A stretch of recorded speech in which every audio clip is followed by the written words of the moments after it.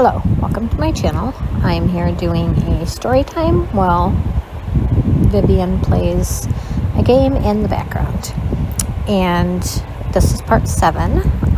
We last left off in like the end of 2019. So now we are in the spring of 2020 in March. My youngest son and I went to an event at the zoo called the Zoo Snooze that they do for Cub Scouts.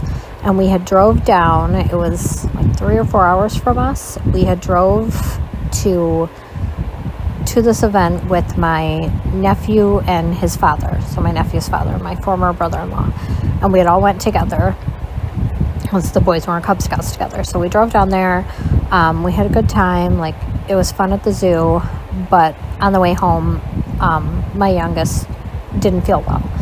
He popped up with like an upset stomach, and he was just kind of laying in my lap, and he just really was not feeling good.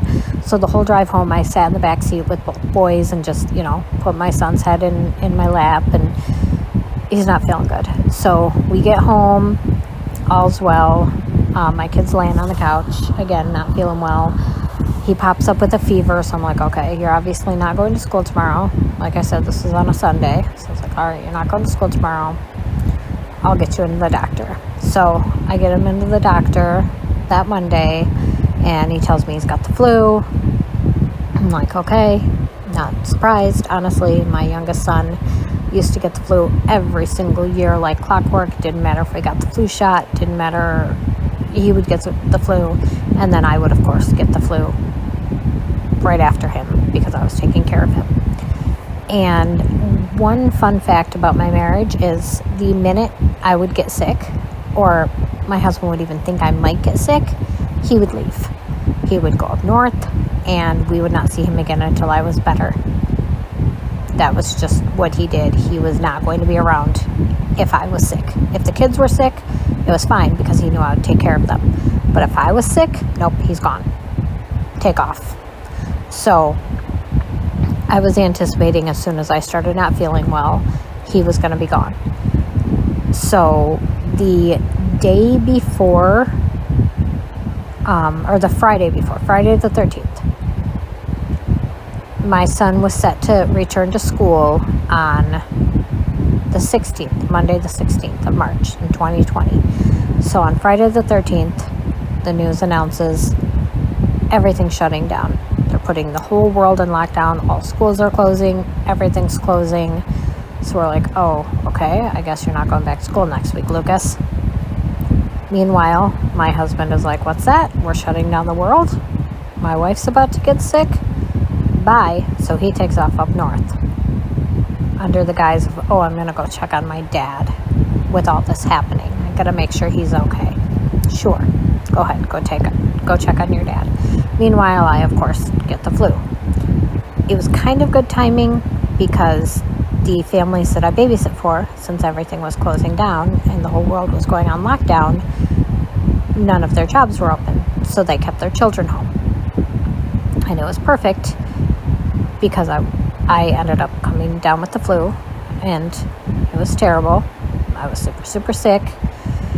And then, it lasted about a week like Lucas's did, but it really knocked me on my ass. I still to this day think Lucas and I probably actually got COVID. They didn't test us for it, though, because at the time they thought that you couldn't get COVID and the flu concurrently. So anyway, this happens. Lockdown starts. We get over the flu. My husband comes home, and he did not care about lockdown restrictions. He was still going to go hang out with his friend. He was still going to go do whatever he wanted. Did not matter. So I was like, whatever, you do you. Meanwhile, I am still keeping the kids home, only going to the grocery store like once every couple weeks, trying to get groceries, as much as possible. When stimulus checks and, my husband was on unemployment already, so he started getting like the extra for unemployment. all that stuff started going into this new bank account that I had opened. So my husband didn't even really notice what was going on money-wise, but this is what kept me afloat. This is what made sure that I was still able to pay the bills, get groceries, do the things I needed to do. And honestly, my husband was really not paying a whole lot of attention. I'm not even sure if he really knew what the heck was going on or cared. And when he was home, he was usually fighting with me and accusing me of cheating on him.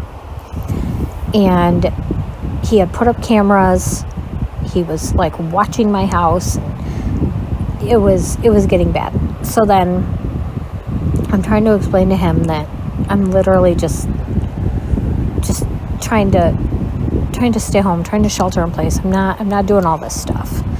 So, you know, he's getting mad all the time, and it was like walking on eggshells, and like it was almost a relief that he was gone so much. So then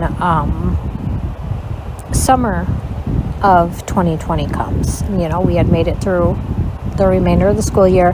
My oldest was a senior, and he had to graduate among COVID restrictions. We had to do like a drive-by graduation. He didn't get to do his, you know, any of his end of the year stuff, his senior all-night party, any of that stuff.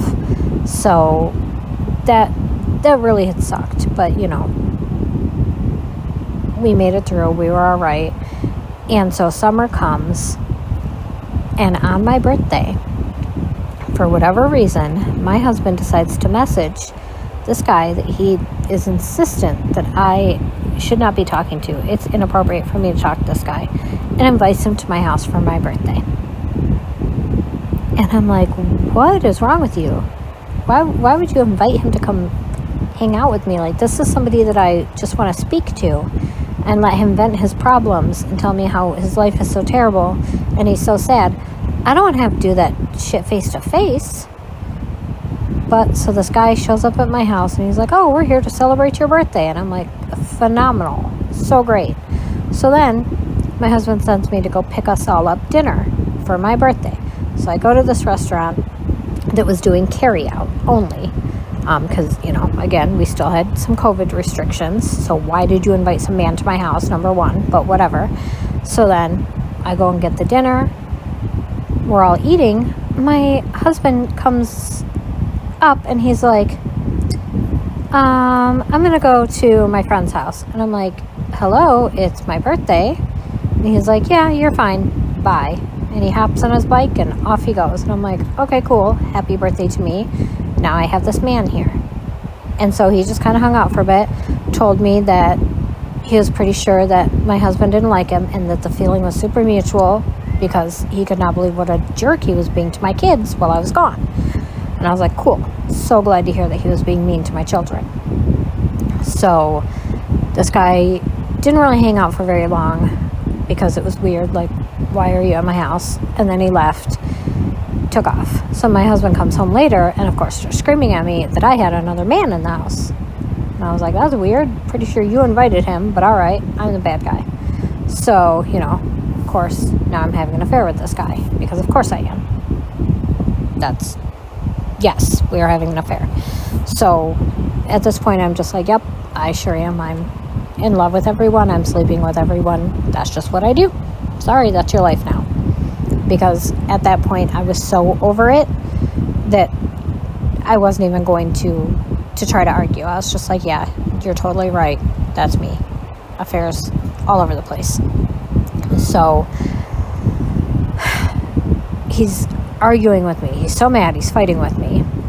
And so then this becomes an every single day situation, where every single day he's mad, and he's screaming and yelling at me, and he's causing fights, and it's getting so stressful. It's so hard on the kids. Like, my kids are always upset. Like,